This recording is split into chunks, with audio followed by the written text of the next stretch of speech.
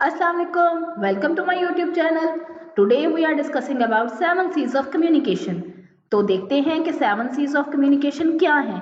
ये वो 7 C हैं कम्युनिकेशन के जो कि आपकी कम्युनिकेशन चाहे वो रिटन में हो चाहे वो स्पोकन में हो उसकी बहुत ज़रूरी है, क्योंकि जब आप अपने क्लाइंट से गुफ्तगू करते हैं in the form of written तो वो ज़रूरी है कि वो आपके रिटन कम्युनिकेशन में भी रिटन जो प्रपोजल है उसमें भी नज़र आए। इसमें कुछ हैं 7 C's जो कि आपको पूरे करने होते हैं। वो completeness, conciseness, consideration, concreteness, clarity, courtesy और करेक्टनेस। ये सारे वो C's हैं जो अगर आपकी कम्युनिकेशन में नहीं होंगे तो आप अपने प्रपोजल में भी फेल हो सकते हैं। तो देखते हैं हम किस तरीके से इसको कंप्लीट करना है और इसको किस तरीके से आप अप्लाई कर सकते हैं अपनी कम्युनिकेशन में। तो क्लैरिटी, सबसे पहले आपका जो लिखा हुआ कंटेंट है वो शॉर्ट, सिंपल और फ्लुएंट होना चाहिए। ये नहीं है कि बहुत ज्यादा बड़े सेंटेंसेस और पैराग्राफ यूज किया है।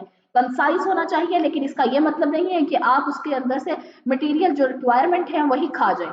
उसके बाद इतना ज्यादा वर्डी नहीं होना चाहिए। ये नहीं है कि इतने मुश्किल मुश्किल अल्फाज यूज किए हों जो आप डेली लाइफ में भी कोई भी यूज नहीं करता।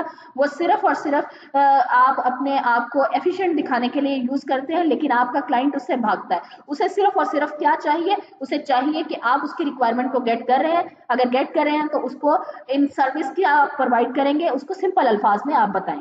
उसी तरीके से आपका मैसेज एक सॉलिड होना चाहिए। ये नहीं जैसे आप अपने दोस्तों को करते हैं कि hello, hi, how are you.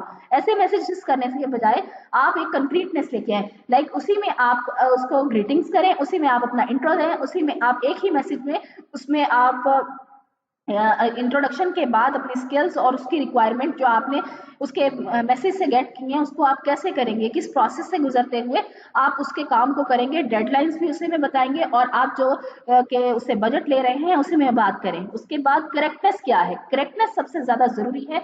चाहे वो आप बोल रहे हैं तो उसमें देखा जाता है कि क्या ये अल्फाज की अदायगी ठीक कर रहा है। तो इसी तरीके से जब आप लिख रहे होते हैं तो उसमें ग्रामर का यूज बहुत जरूरी है। ग्रामर जितनी आपकी अच्छी होगी आप उसको प्रूफ रीड करें कि आइदर मेरा कोई पंक्चुएशन मार्क्स या फिर कोई ऐसी चीज जो कि स्पेलिंग मिस्टेक ना हो, ये जरूरी है। और कर्टियस, हमेशा जैसे कि आप अपने किसी के साथ बातचीत कर रहे होते हो तो उसमें आप ग्रीटिंग्स और थैंक्स, रिगार्ड्स, ये चीजें यूज करते हैं। ये जरूरी होती है क्योंकि आप एक ह्यूमन है, नॉट अ रिबॉट, जो कि बिल्कुल फॉर्मल बात करे। और फॉर्मेलिटी में भी ये चीजें जरूरी है। जितना आप कर्टियस होंगे आपका जो ऑडियंस है या फिर आपका क्लाइंट है वो बहुत इम्प्रेस होगा और आपसे इंटरेक्ट करने की कोशिश करेगा। तो ये जरूरी है। इसके साथ मैं कुछ आपको एग्जांपल देती हूँ। जैसे कि क्लैरिटी में अगर यहाँ पे आप देख रहे हैं कि अनक्लियर वर्ड के आई am sure I can help अस, आप इसी तरीके से अगर मैं इसको मोर एंड मोर क्लियर करूँ तो ये as you are an excellent liar I am sure you can help us.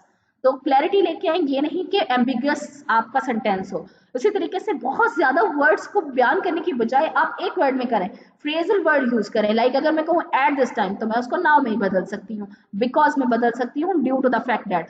तो कुछ ऐसे वर्ड्स जो कि आप बहुत ज्यादा चर्चल टाइप यूज करते हो, एक्सटेंसिव यूज करते हो, उसको सिंपली एक वर्ड में अगर वो बन रहा है उसका सिलेबल तो यूज करें। उसके बाद रिवाइज करें।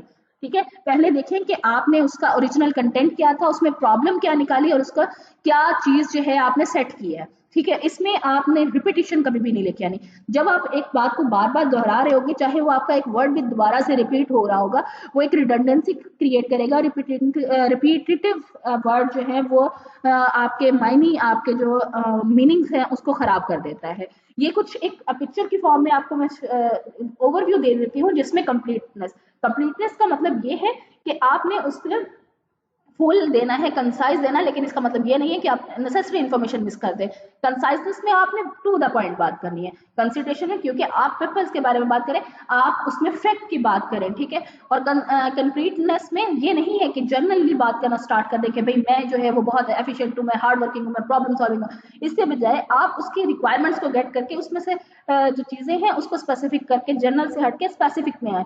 क्लैरिटी, सिंप्लिसिटी में बात करें, जितना सिंप्लिसिटी आप दिखाएंगे उतना अगला बंदा आपके साथ इंटरेक्ट करने में हेल्प जो है वो फिजिबिलिटी शो करेगा। और इसी तरीके से कर्टियस, जितनी आप अपने ऑडियंस पर रिस्पेक्ट देंगे इन रिटर्न वो आपको भी उतना ही रिस्पेक्ट करेंगे। और last and not the least के फैक्ट्स और प्रूफ रीड जरूर करें। And thank you for watching my video. Allah Hafiz.